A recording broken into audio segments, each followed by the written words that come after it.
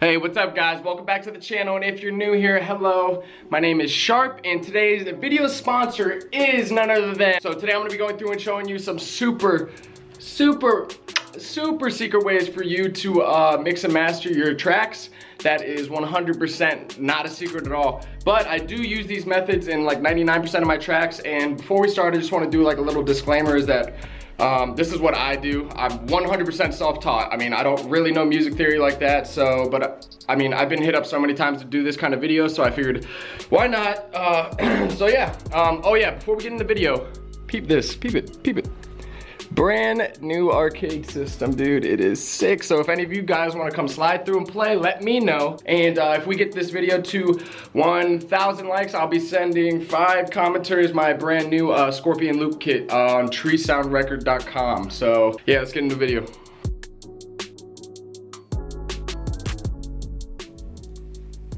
Okay guys, so yeah, I pulled up a project. This is a collab I just worked on last week. The loop I used is from Based One, cool ass producer, really talented. Did a lot of work for those guys, but we're working on a lot of stuff because we're gonna be meeting up in Cali here soon. So my main thing when I'm making these tracks is the thing I keep in mind most is keeping my 808s and kicks the main part of the track. So all my mixing really goes around the kick number 1, the 808 number 2, and then probably like the melody number 3, and everything else is all the other stuff, all the other sounds. The goal is to make it complement those 3 things. So first things first, I make sure I level my stuff. It's mostly leveling, man. At the end of the day, keep it simple. Stop overcomplicating it.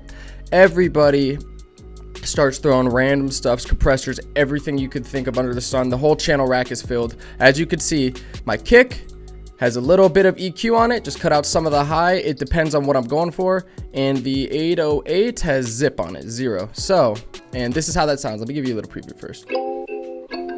Perfect.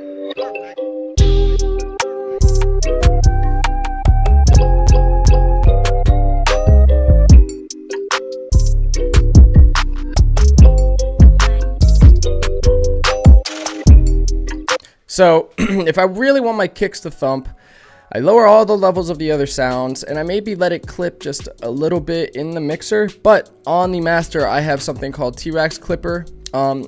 It doesn't matter what you use. This is the same thing. If you don't buy T-Rex clipper, if you don't have it, just use a soft clipper. It'll do the exact same thing. Just mess with the threshold a little bit. Let me have them both off first of all. This is how it sounds.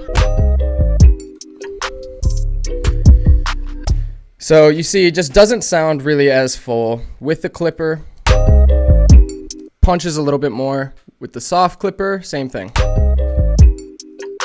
So you don't need to buy these VSTs. Like, you don't have to have these plugins to be successful. You can use the stock stuff that comes with it, with your paid version of Fruity Loops, the paid version. Oh, and but if you are a little bit more advanced, or you are a little more serious about investing in some plugins, another great thing to use is Ozone 8. Ozone 8 is something I like to use a lot in conjunction with Soft Clipper. Cool thing about Ozone 8 is it's got a bunch of settings here, and what I like to do is I go in here, click this, presets, genre specific, and we go to contemporary jazz. No, I'm just kidding. We don't go to that. We scroll down here and we go to like something like, you can play with a lot of these, see what you like. Rock hip hop sounds usually good. So that in conjunction with the soft clipper just really makes the track sound super full to me. With the leveling, like I said, all these other sounds, I'm not going to go through each and every one. They're all panned. They're all panned on the piano roll. You don't see it here. You could pan it here as well. They're all panned on the piano roll if it's not the main sounds that I was talking about, the 808. Or the kick and the melody. I have some separation on it just to make it a little bit more wider, just because my main goal is to keep that kick and 808 in the middle. So let me stop rambling on so much. I'll start showing you stuff right now. This is with Ozone 8.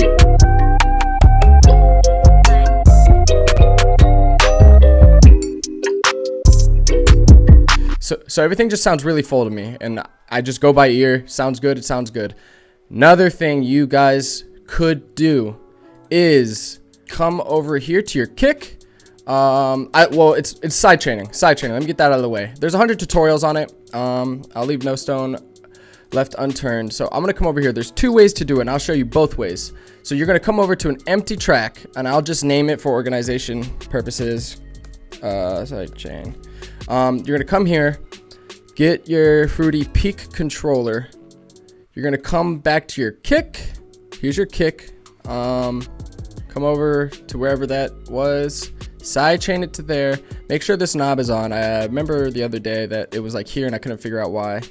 I wasn't hearing any peak controlling. So you're gonna come over there, blah, blah, blah, do that. Go to your 808. So here is the, which one?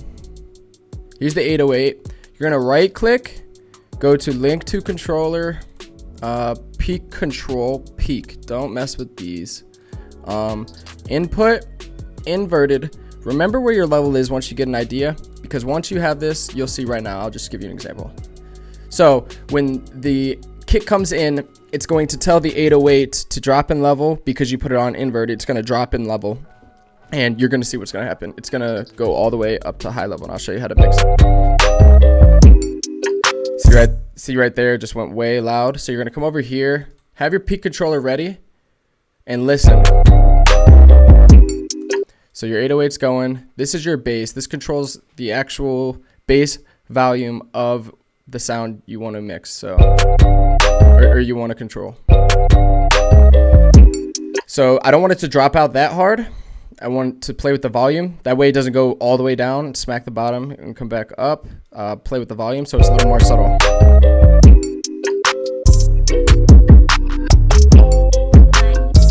That way it just makes your kick smack that much more. You could do the same thing to your melody as well. Another thing you are able to do is, let me remove that.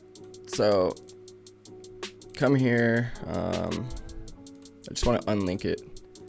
Come to your kick, side chain it to your 808. Go to your 808, put a limiter on that baby.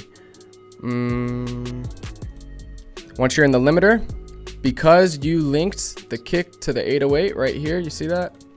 Go to your limiter on the 808, put the limiter on your 808, not the kick.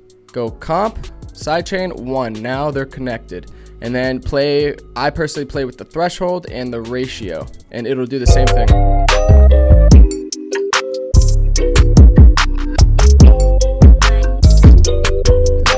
Just mess with that.